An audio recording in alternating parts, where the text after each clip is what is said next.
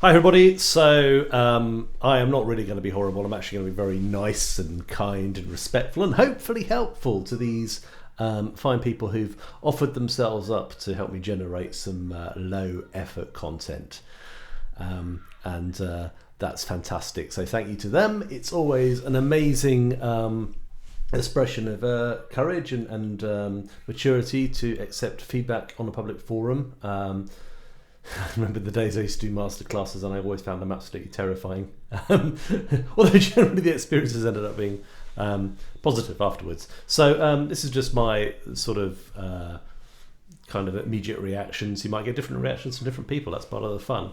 I am going to try and frame my responses in terms of, you know, things that I think are really nice, things that I think are perhaps worth thinking about, which aren't always necessarily negative things. I might, for instance, say, oh, well, I really like this thing about that person's playing. Perhaps we could hear more of this, you know, that's always a nice way to frame it. And then, you know, if there are any fundamental issues, I try and give ways to work on that stuff without just going like, yeah, man, you've got to work on this, yeah, it's not good enough, which is, to be honest with you, I have had some lessons like that over my life where people haven't really been terribly helpful about what to do about my shortcomings. So, you know, that's my excuse and I'm sticking to it. But anyway, on with these lovely people's videos. Let's start with the first one. This is from Pickin' Stone, long time viewer of the channel. Okay, here we go. I might not listen to the whole thing because I might not listen. Sorry, I'll stop there. I might not listen to the whole thing, by the way, because it's 4 minutes long. So I'll just try and drop us in at the beginning and then maybe go a little bit further into the clip because people often settle down a bit after the initial chorus.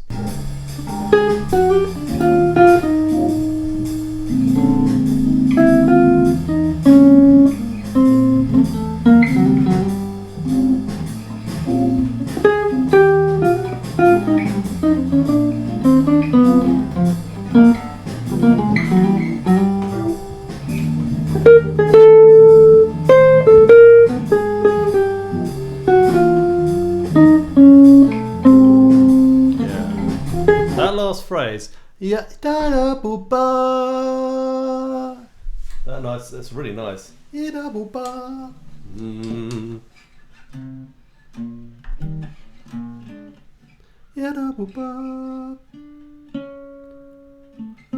That sort of thing.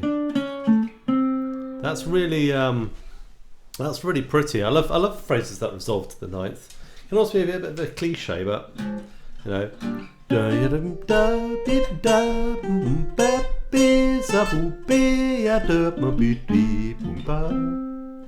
it's just such a nice jazz note, isn't it? Lovely. So that phrase is very nice at the end there. Tone is really good.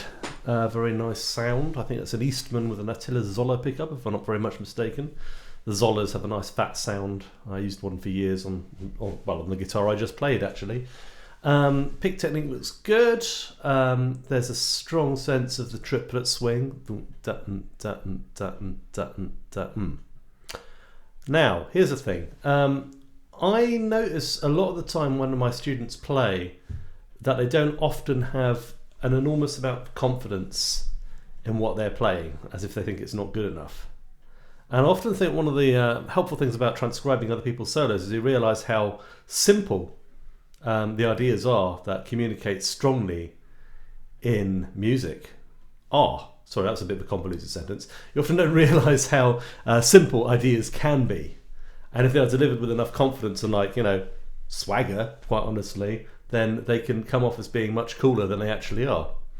This is something I think that has a lot to do with how you relate to what you're playing. So let me play this like really simple phrases on the blues and try and demonstrate this to the best of my meagre abilities. Okay, so here we are, B flat 7 blues.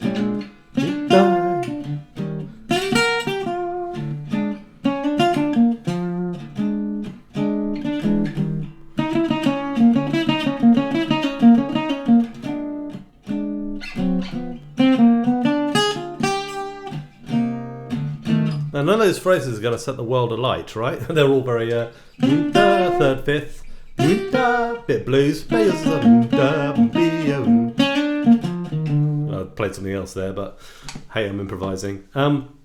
But what I'm hoping to demonstrate there is something you might hear from transcribing great soloists, is that very often, like ideas are simple. And I used to bother me for ages. It's like, how do I open a solo? And the thing is, it doesn't matter what your first phrase is. It matters how you play it. It's got to be played as if it's something that means something. Something just using chord tones or a simple scalar device. It doesn't have to be world-shattering, right? But you have to have the confidence to go like, well, here's this very commonplace thing, but I'm going to play it as if it means something. In the same way that, we won't always be using complicated words like, I don't know, devour feculence or whatever. But we might be communicating using very commonplace, simple words. Not something I do terribly well myself. But we might be doing that, and yet it might still convey meaning. And of course, as we can see, quite a lot of times people in the public eye communicate using very simple words, but they do it with enough confidence. People go like, oh yeah, man, that's deep, or it sways people to one viewpoint or other. So playing music is like communication. So I think it's a very convoluted way of saying, like, have faith in your ideas. They don't have to be your own ideas. They don't have to be very good ideas even. But if you play them with conviction, they communicate better. That's a very simple thing. Now, one exercise, which I think is quite good for that, is to try and play a solo.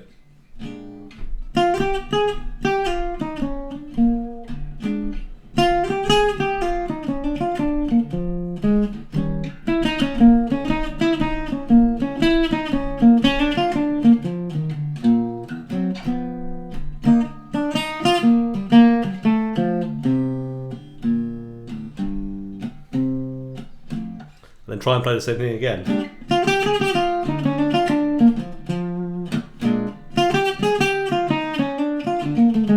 I can't do it. Right? Because if you know you've got to play the same thing again in a second, as I failed to demonstrate, then you know that you've got to play something simple and memorable, right? You've got to do it again. And the other thing I did there, which I think is always effective, is repetition. Like if you go and have a listen to something like Grant Green's Miss Anne's Tempo, or one of these classic solos, West Montgomery or anything, you're going to hear a bunch of repetition. I think often people don't give themselves permission to repeat. Repetition and varied repetition is a cornerstone of music. So I definitely encourage Pickinstone to do a bit more of that. I'm just going to listen to it a bit more and see if I can give any more pointers or help. Let's go a little bit further into the solo.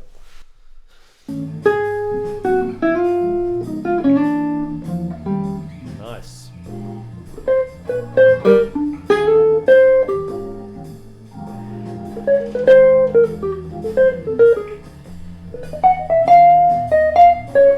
Yeah, so I think what we're seeing here is, there's a slight technical fumble there. And how you respond to technical fumbles is as important as anything else. If you make a slight technical fumble, do you just come straight off the phrase and stop?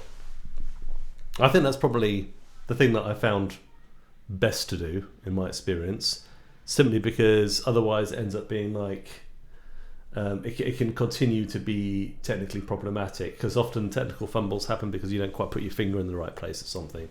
So it's good to sort of go, because come off the guitar as if you had an electric shock, and then recalibrate. Maybe not that like that, because you don't want to sort of throw yourself for a loop, right? But if you just come off the note and think, okay, fine, that didn't go quite according to plan, I'll come up on the next phrase, take a breath, and then recalibrate. But it's interesting, isn't it? It's like this phrase here. Before this, sorry. Come back to this one.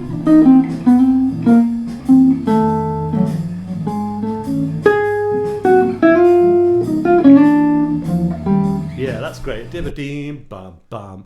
And in fact, actually, I think the guitarist here could have a little bit more confidence in that last note. Bing, zoom, za. Doesn't necessarily mean hold it for a longer time, but zing, zoom, za. Just like this note has value. All of my notes have value. Everything I play is actually meant to mean something. And I think that's hard to do if you're not naturally an outgoing person. And if you're like, oh, I don't know, did I say something good? Did I play something good there or not? But I think part of it is just sort of assuming that everything you play is great, even if it's not. You know, there's a lot of that. There's a lot of that in improvisation. Oh yeah, I meant to play that. Yeah, I did, honest. Going on. So we heard this bit already.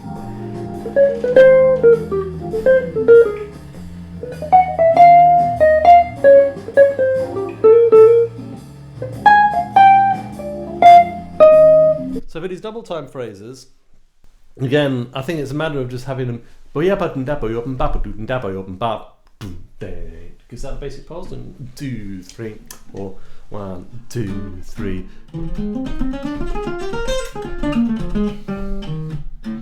It's nice.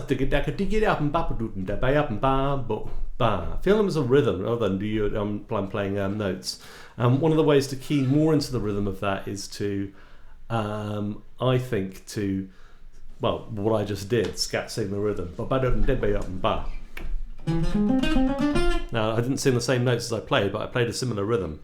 So,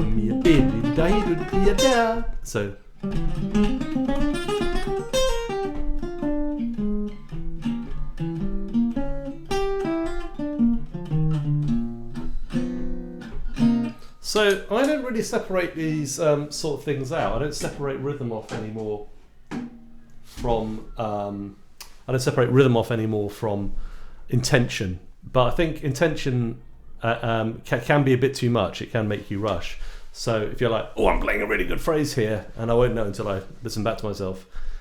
If you're going, oh, I'm really feeling the rhythm, then that can make you edge ahead of the beat a bit. So you've got to be a bit relaxed with it. So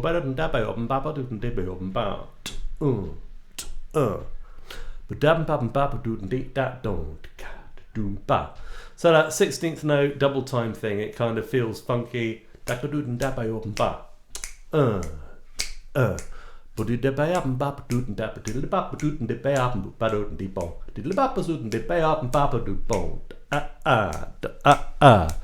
you can hear it in your head, then you've got a better chance of doing it on the guitar like that. So every phrase should be audiated. So that means, like, take your double time phrase, and then whatever phrase it is, could be anything, and then just play it, repeat it, which kind of ties into what I was saying earlier. Just keep repeating stuff. There's this idea, I think, improvisation is about coming up with stuff out of whole cloth in the moment, and the truth is, like, that can happen, but a lot of it is just having stuff you can play and then putting it together. You know, the more you do it, the more stuff you have to play.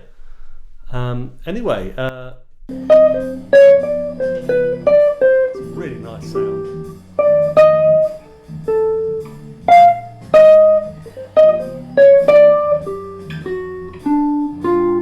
And what I noticed with this guitarist, as with myself for that matter, or so many of my students, is it kind of comes in and out. So sometimes the phrases are really intentional and really like, I'm going to play that phrase, bang, and there it is, and it sounds fantastic. And sometimes it's a little bit like, oh, I'm not quite sure what I'm doing here, and that's really harsh, isn't it? But you know, I have the same thing when I play, so I'm just speaking from my own personal experience. And I think it takes a lot of time to sort of go the stuff where I'm like, oh, I'm not quite sure, where you're not quite hearing it or you're not quite feeling it, just to allow yourself the license to say, oh, I'm not going to play anything here for a bit, and then come back in on the next phrase when you actually have something, you know? And I definitely think pretty much everybody can benefit from doing more of that, myself included. But as I say, Pickens Stone, great sound. In the email, he said that he's got concerns about, you know, feel and time. I'm not hearing anything fundamentally wrong with that. I think that is when the phrase rings true is when it's being really felt and heard, and when it isn't, it's when it's a little bit less certain. And I think there is potential in all of the material that's being played here for more intentionality and more certainty to be conveyed within the playing. So it just has that sense of like, what I'm playing is worthwhile and it sounds good. I mean, there are no clams here, right? Everything fits the chords, everything is... this player knows their harmony, knows their scales, knows their chords. That's not an issue. I think it's just about having more confidence and more faith in what they're doing, really. And I, that's easier said than done. But I think by repeating stuff, as Neely says, repetition legitimizes, not just in the process of like writing or playing music, but actually in practicing too. If you repeat the same thing over and over again and start to hear it, that legitimizes it as a piece of music in your own mind, and means that it will come out truer when you use it as part of an improvisation. Which is why composition is such a good way to work on improvisation, because by composing something, you're legitimizing it. You're saying like, this is the thing that I wrote, so those notes are definitely the notes that I meant, and then you can learn it, and then that here's a thing that you can play with perhaps more conviction than if you're just not used to pulling stuff out of your bum, quite honestly, and then presenting that as music. Hi, here's something I came up with 5 seconds ago. It's great, check it out. It's frankly mind-boggling that any of us have the confidence to do that at all, really, and yet here we are. Okay, well, thank you very much to Pick and Stone. That was great. Cheers. Okay, so here's a submission by Eddie Linama. I'm sorry about my my pronunciation. Is that a Finnish name, maybe? I don't know. Anyway, this is Bye Bye Blackbird. It's a live recording.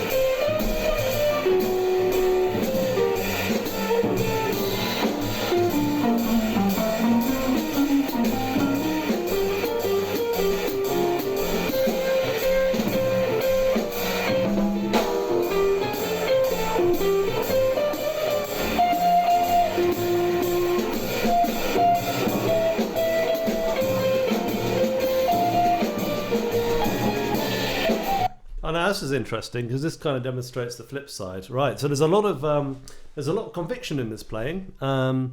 This is a person who's confident in their ideas, which is no bad thing at all. This is a very interesting way to start the solo, isn't it? Have a listen to this. I like it.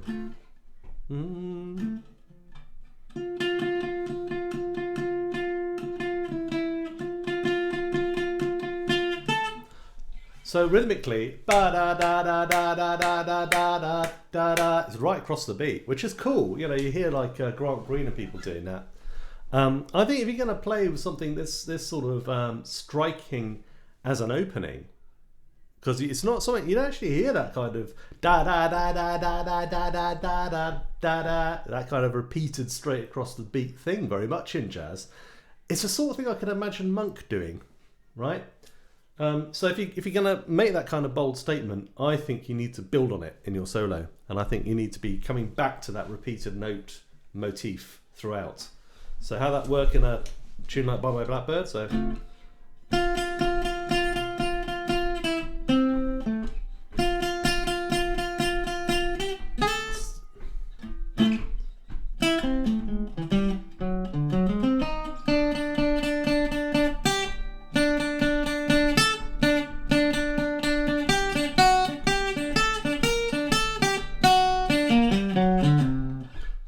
Keep going back, keep reminding people.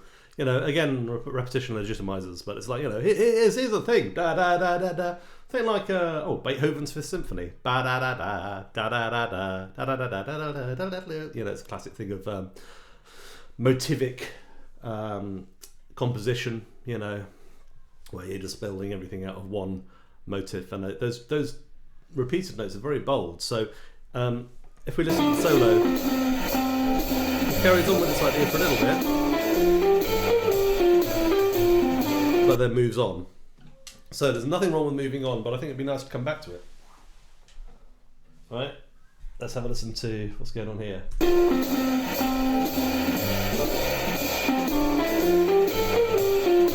Boody ba da ba da ba yo bodo, boody ba do ba da ba yo bodo. 1, 2, 3. Ba do ba do ba da da ya do bodo. He plays ba do ba do ba da ba ya bodo. That's straight. I'll try and demonstrate that again. Boda boda boda ba da boda.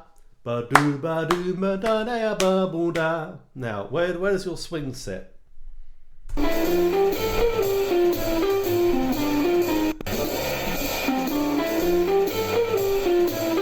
Yeah, ba dee da dee ba da ba ya ba bo do. That's quite nice. 1, 2, 3. Ba do ba dee ba da da ya bo do.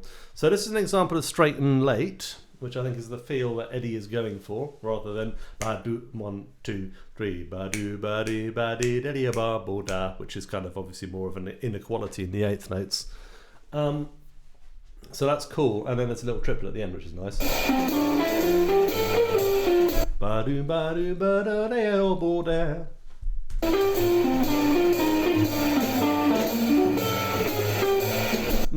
Triplets are hard. I always muck them up. Ba do. What's the phrase again? Let me see if I can play it. Ba do ba dee ba yo do ba. Oh, so that's it. Yeah, this is gone.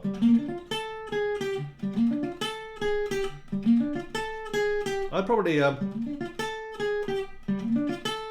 use that fingering, which is I think it's kind of as being a West Montgomery style fingering.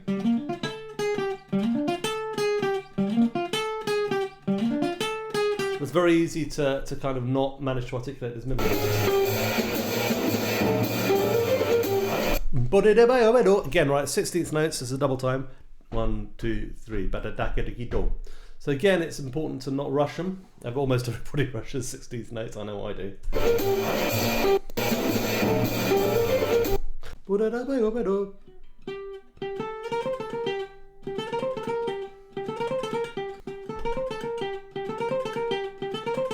1, 2, 3. 2, 3. So I'd suggest just doing that, repeating the phrase over and over again. And then just relaxing into it. Yeah. Yeah, there's nothing wrong with that phrase.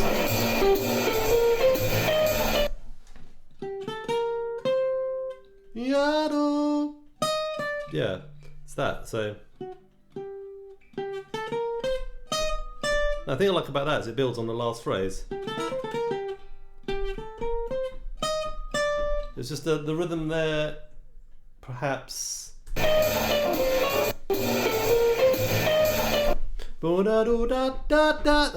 That last note's a little early. Yeah, think about the ands. I think that's the rhythm that you were going for there. Very nice phrase again.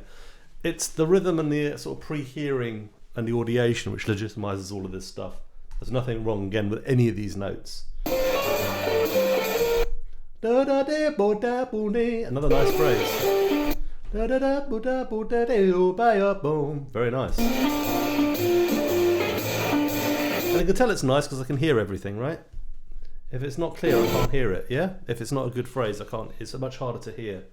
It's like the way a good pop tune is sticking in your head. So the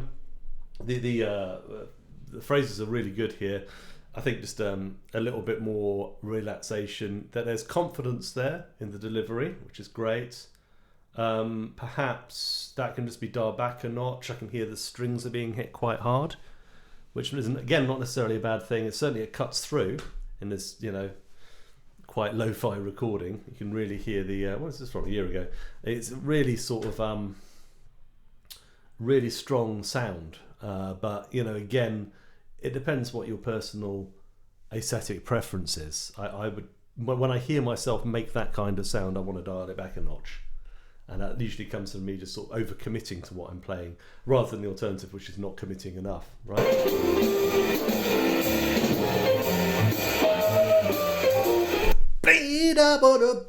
Bit of blues, fantastic. Always big, always clever.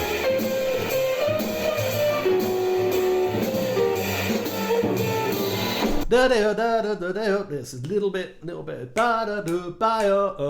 that's where the swagger comes from, really, is from not playing things too early and not getting carried away with your own ideas. And yeah, that's me. I'm the one who gets carried away with his own ideas all the flipping time.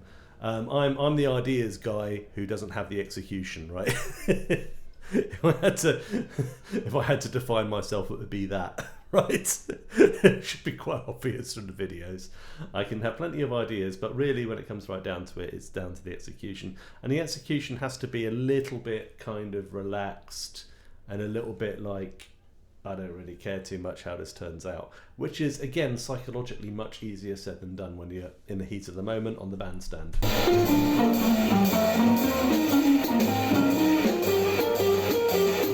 Yeah, okay, again, so yeah, I think that's an example there, right?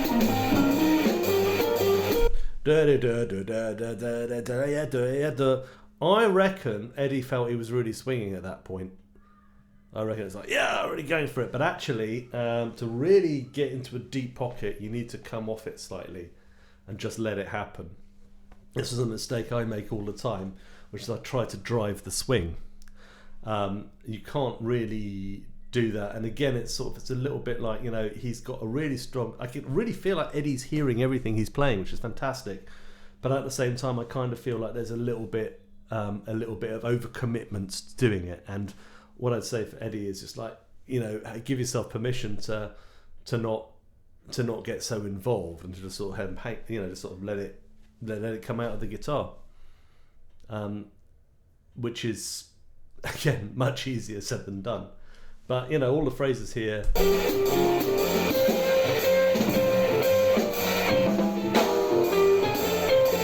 Yeah, that note's a little early, right? So it's like sort of making sure that you've got that.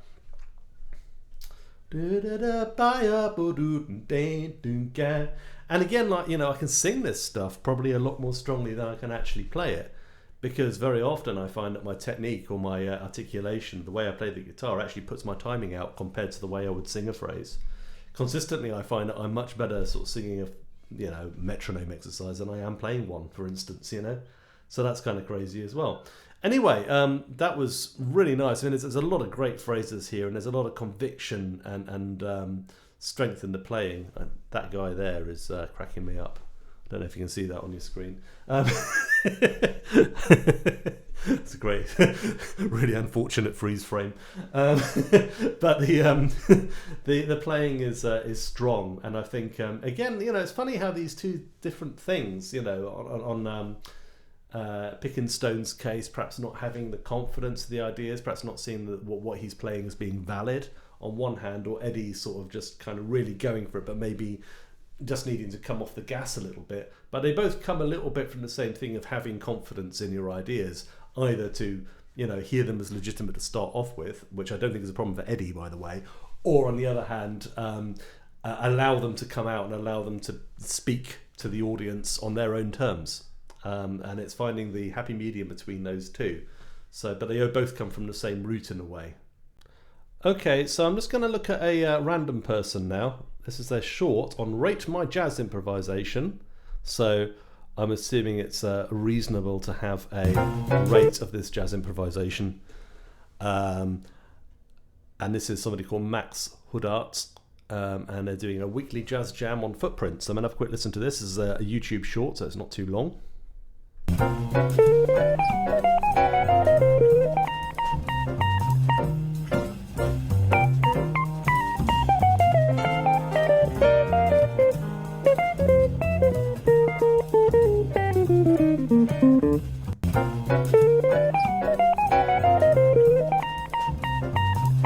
Yeah, okay, so this is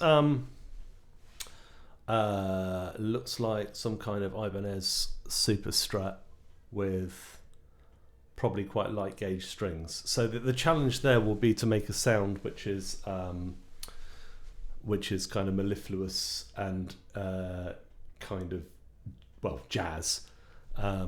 It is possible. I mean, I don't know. I mean, I can't physically myself play gauge 9 strings. I actually find it impossible because I'm so used to playing 11s and higher. I would say again, maybe come off the gas a bit. Like I suppose I think of somebody like absolutely any of the fusion players you can think of, like Alan Holdsworth or Matteo Mancuso, any of those sorts of people. They all play light strings, but they all had a very mellifluous sound, or all have a very mellifluous sound. So I think it's about hitting the strings a little bit less hard.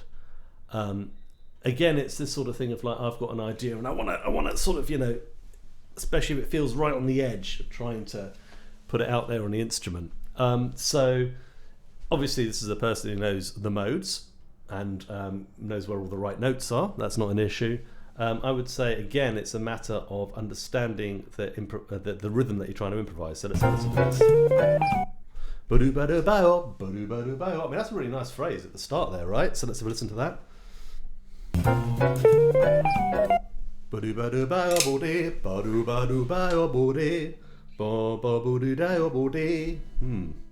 Very cool.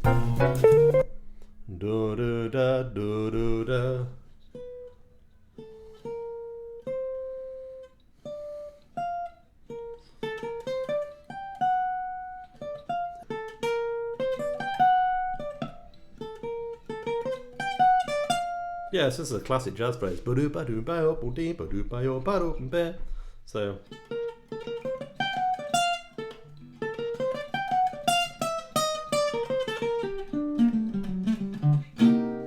it's interesting. This is on a C. Is it a C minor 7 chord he's playing that on? Yeah. Yeah, so very chromatic phrases. So that it's interesting stuff. Again, it's like it comes down to the rhythmic articulation. So yeah, so I think evenness here. I mean, I noticed that Max is playing without reverb or delay, which is commendable because, trust me, I've used that to cover up a world of sins in my case. So you can actually hear every little. Again, it's like slight rushing there towards the end of that, and I think like the whole thing could come back a bit. So whatever it is. That's kind of where it is. That's where it should be. That's where it is. That's where it should be, right? Just a touch back. And that comes, I think, that's a feel thing. That comes from relaxation. Right? They kind of feel like eighth notes, right? Which I think is what they are. If you're used to playing 16th notes, in like, shred rock, for instance, you're going to find that's all much more on the beat and much more kind of on the grid. Whereas jazz, you're kind of just playing evenly, and no notes should be, How can I say this? So for swing, the way that Eddie was doing it, for instance, you play straight, but you're not going to do but the whole thing is just shifted back a bit, right? This is what I call straight and late. And if you listen to people like Pat Martino, particularly Pat Martino, just goes in my head, Mike Stern, any of these sorts of players, they all play slightly behind the beat, but their actual articulation of the eighth notes is quite straight, and it's that positioning, that finding of the pocket, which gives it the swing. And I think, like, again, this player could just do with sitting down and playing those phrases, which I think are good phrases, and they have lots of chromatic notes, and obviously he's been working on his jazzy bebop chromaticism. And just think about where the time is sitting in terms of, first of all, it's not metronomically gridded, so that you need to work on getting the evenness of the phrase, which is something I struggle with a lot, to be honest with you. And then the second bit is having that pocket, what we call the pocket, which usually for jazz swing means moving it behind the beat a little bit, and that's kind of an intuitive thing and comes from playing along with records, listening to your favourite artists, and just being aware of that. Usually if I tell people to swing less and sing the upbeat, so if I get a swing feel up here. Oh yeah, it's a medium swing. Mickey Roker.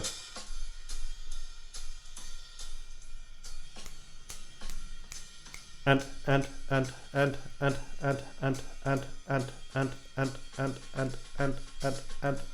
ba-doo and dabba-yee-ba. Dabba-dee-ba-yab-and babba-doo-dee-ba-dabba-yab-and babba-doo-boom. Babba-doo-do. Babba-doo-ba-ba-yo-and babba-doo-boom. Ba-doo-dee-dee-dee-ba-ba-doo-ba-yab-and babba-doo-dee-ba-yab-and babba-dabba-dee-boom. Now what I'm seeing there is straight eights, but they're behind, right? Da, da, da, da, ba do ba and babble do and bobble doom, ba dee ba up and biddly babble do ba up and babble do and babble do ba. As opposed to babble do dee dabble do and biddly babble dee da yab and babble do and dabble yo and babble do ba ba do dee dee ba. Now there's nothing necessarily wrong with having uneven eighth notes. Wynton Kelly, one of the most swinging pianists of all time, had very uneven eighth notes, you know, and was just very consistent in there. That was his swing style. But a lot of players, Barry Harris, you know, Pat Martino, people like that, they lay back after the beat. They're in the pocket and they play straight. Another thing, you know, yeah, I mean, I find it really useful to listen to rappers actually, because people like Kendrick Lamar, because they're not confused by the notes, you know, because there are no notes. It's just rhythms and words. And if you listen to the delivery of most of the especially people influenced, I think, by Kendrick and that sort of school, you hear a very laid back but even articulation of the notes. Something that's very jazz, and of course Kendrick shows that by, for instance, on the To Pimp a Butterfly, he does one tune with a jazz rhythm section, and he really swings. So that can help, as well as listening to sax players, guitarists, and so on and so forth. It's all the same rhythmic language. Anyway, that's great. That's all I've got time for. I hope that's helpful to all and sundry. I hope I wasn't too brutal. I hope I wasn't too nasty. I tried to be nice. And hopefully I was nice, and hopefully I was also helpful. So thanks for watching, and I'll see you in the next one.